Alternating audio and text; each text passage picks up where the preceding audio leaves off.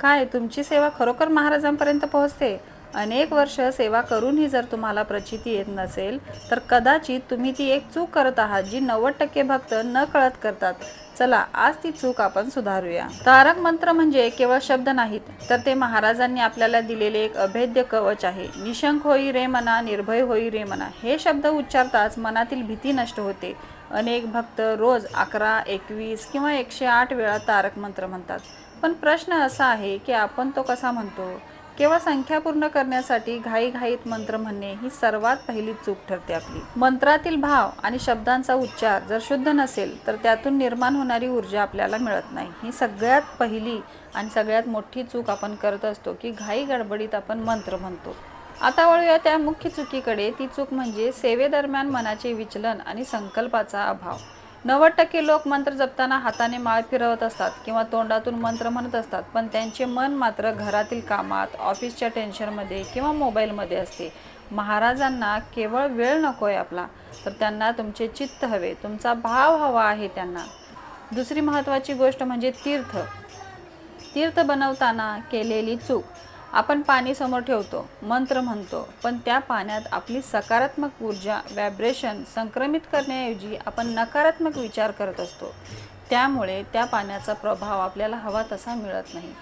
त्यामुळे आपलं पूर्णपणे लक्ष तारक मंत्रावर असलं पाहिजे ना, की घरात जे काही चाललंय किंवा मोबाईलवर किंवा ऑफिसमध्ये जे काही तुमची कामं आहेत त्या टेन्शनमध्ये जर तुम्ही तारक मंत्र म्हणायला बसला तर तुम्हाला त्या तारक मंत्राचा काहीच उपयोग होणार नाही. तारक मंत्राचे तीर्थ बनवताना तुमची पूर्ण श्रद्धा त्या पाण्यावर केंद्रित असायला पाहिजे. तुमचं पूर्ण भाव त्या पाण्यावर असायला पाहिजे. त्या पाण्यावर तुमची पूर्ण श्रद्धा आणि विश्वास असला तरच त्या पाण्यामध्ये तुमची सकारात्मक ऊर्जा उतरते. तारक मंत्र म्हणत असताना आपण जे पात्र घेतो, म्हणजे जे काही भांडं आपण घेतो, तर शक्यतो ते तांब्याचं असावं किंवा चांदीचं असावं. स्टीलमध्ये, जर्मनच्या भांड्यामध्ये, प्लॅस्टिकमध्ये, काचेच्या ग्लासमध्ये तुम्ही ठेवू नका. तर तुम्ही चांदी किंवा तांब्याचं तरी ते भांडं असायला पाहिजे, त्यामध्ये तुम्ही ते भरून ठेवा. मंत्र म्हणताना तुमच्या उजव्या हाताची बोटं पाण्याला स्पर्श करेल अशा पद्धतीने तुम्ही त्यावरती हात ठेवायचा आहे, किंवा पाण्याचा जो काही ग्लास किंवा वाटी आहे ती तुमच्या उजव्या तळव्याला टच झाली पाहिजे.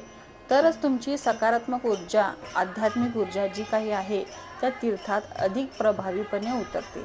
तर याची काळजी घ्यायला पाहिजे की जेव्हा आपण तारक मंत्र म्हणत असतो, तीर्थ आपण जे ठेवलेलं आहे ते तांब्याचं किंवा चांदीचं पात्र असावं आणि त्यावरती आपल्या उजव्या हाताची बोटं किंवा आपल्या उजव्या हाताचा तळवा हा स्पर्श झाला पाहिजे आणि तुमचं पूर्णपणे लक्ष त्या तीर्थावरती, त्या पाण्यावरती केंद्रित असलं पाहिजे.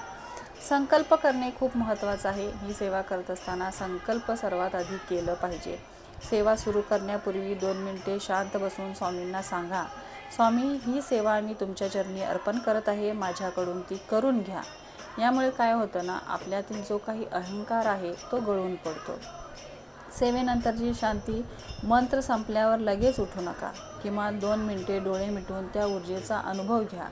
तारक मंत्र आपण काय करतो, घाई गडबडीत म्हणतो आणि परत आपल्याला बाकीची कामे वगैरे असतात, त्यामुळे आपण पटकन उठतो त्या जागेवरून.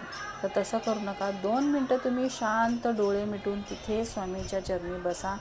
जी काही ऊर्जा आहे तुम्ही तारक मंत्र म्हटलेली, तर ती शांतपणे तुम्ही अनुभवा. काय वाचे मनसेंद्रिय वा ही प्रार्थना म्हणून आपली सेवा महाराजांना अर्पण करा. मंत्राचा लय आपला कसा आहे, मंत्राचा वेग कसा आहे, तोही तुम्ही लक्षात ठेवा. अनेक भक्त वेळेच्या अभावामुळे तारक मंत्र खूप वेगाने म्हणतात, खूप फास्ट तारक मंत्र म्हणण्याचा ते प्रयत्न करत असतात.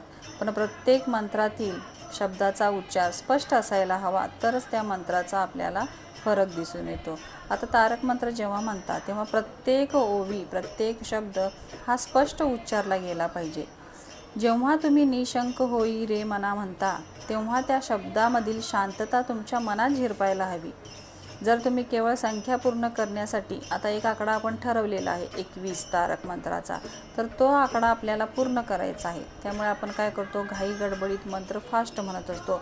थोडंफार तुम्ही फास्ट म्हणा, पण तो प्रत्येक शब्दाचा उच्चार हा स्पष्टपणे तुमच्या ओठातून आला पाहिजे बाहेर. जेव्हा आपण घाई गडबडीत तो मंत्र म्हणतो तेव्हा त्याची स्पंदने कमकुवत होतात. त्यामुळे मंत्र म्हणत असताना शांतपणे स्पष्ट उच्चार हे स्पष्ट असायला हवे. तरच तुमच्या त्या मंत्राचा आपल्याला प्रभाव दिसून येतो. आता ही तारक मंत्राची सेवा कशी करायची, नियम काय आहेत हे मी तुम्हाला सांगितलं आहे. पण किती संख्येत हे तारक मंत्र आपल्याला करायचे आहेत, तर तुम्ही 11, 21, 51 या संख्येमध्ये तुम्ही तारक मंत्र म्हणू शकता किंवा 108 या संख्येमध्ये तारक मंत्राचा संकल्प घ्या. बसायला तुम्ही आसन घ्या आणि मग तारक मंत्राची सुरुवात करा. तारक मंत्र म्हणत असताना कोणते नियम पाळले पाहिजेत, कोणत्या चुका टाळल्या पाहिजे हे मी तुम्हाला आता सांगितलेलं आहे.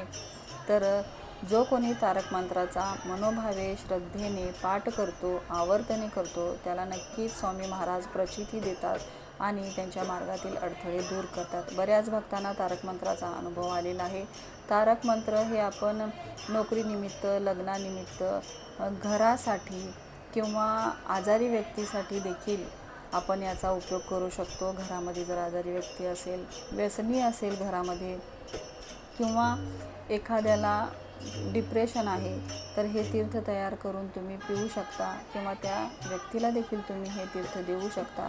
तारक मंत्राच्या तीर्थाने भरपूर व्यसने देखील सुटलेली आहेत आणि स्वामी महाराजांनी भरपूर प्रचिती आणि अनुभव या तारक मंत्रातून दिलेले आहेत. तर तारक मंत्राची सेवा खूप मोठी आणि खूप महत्त्वाची आहे स्वामी सेवेत. तर तारक मंत्राची सेवा तुम्ही नक्की करा. तुम्हाला अशा प्रकारच्या जर काही अडचणी असतील तर त्यावर प्रभावी अशी ही सेवा तुम्ही करू शकता. वेळ तुम्ही कोणतीही निवडू शकता. फक्त 12 ते 1:30च्या दरम्यान सेवेची वेळ निवडायची नाही. सगळ्यात उत्तम अशी वेळ आहे ब्रह्ममुहूर्त. ब्रह्ममुहूर्तावर जर तुम्ही ही सेवा केली तर लगेच ही सेवा फळास येते. तर तुम्हाला ही कामानिमित्त पारायण करणे जमत नाही तर ही सेवा तुम्ही रोज करा. संकल्प घेऊन ही सेवा जर केली तर नक्कीच तुम्हाला त्याचे अनुभव दिसून येतील. तर या काही कळत नकळत घडणाऱ्या आपल्या हातून चुका आहेत, ज्या तुम्हाला मी क्लिअर केलेल्या आहेत, त्या व्हिडिओमध्ये सांगितलेल्या आहेत. तर त्या चुका तुम्ही लक्षात घेऊन तारक मंत्र जपायला बसा आणि जर नकळतपणे आपल्या हातून काही चूक झाली तर स्वामी महाराजांकडे त्याची क्षमा मागा, प्रार्थना करा. नक्कीच स्वामी तुमची क्षमा प्रार्थना मान्य करून तुम्हाला इच्छित जी काही तुमची मनोकामना आहे ती स्वामी पूर्ण करतील. स्वामी हे आपले खूप दयाळू आहेत. त्यांच्यावर श्रद्धा ठेवा आणि झालेली चूक स्वामीच्या चरणी अर्पण करा आणि जी आहे सेवा, ती सेवा तुमची चालू ठेवा. जर तुम्हाला काही अडचण आली मासिक पाळीची वगैरे तर ती 4 दिवस तुम्ही थांबवू शकता आणि परत आहे तशी सेवा सुरू करायची. जर काही खंड पडला तरी काही हरकत नाही. जर समजा तुमची 5 आवर्तने झालेली आहेत आणि तुम्हाला दुसऱ्या दिवशी अडचण आली तर ते 4 दिवस सोडायचे आणि पुढच्या दिवसापासून जेव्हा तुम्ही बसणार तेव्हा 6वा दिवसच धरायचा. पहिल्यापासून सुरुवात करायची नाही. तर अशा पद्धतीने काही अडचणी आली तरी देखील तुम्ही ही सेवा ते 4 दिवस स्किप करून पुढे चालू ठेवू शकता. ही सेवा करत असताना नॉनव्हेज पूर्णपणे बंद ठेवायचं आहे. तर या चुका सगळ्या लक्षात घेऊन तुम्ही तारक मंत्राची आवर्तन करा. नक्कीच स्वामी तुम्हाला अनुभव देतील, प्रचिती देतील आणि तुमच्या सगळ्या इच्छा स्वामी पूर्ण करतील. तर आजचा व्हिडिओ जर तुम्हाला आवडला असेल तर व्हिडिओला लाईक करा, व्हिडिओ शेअर करा, चॅनलला सबस्क्राईब करा. पुन्हा भेटूया नवीन एका व्हिडिओमध्ये. तोपर्यंत सर्वांना श्री स्वामी समर्थ.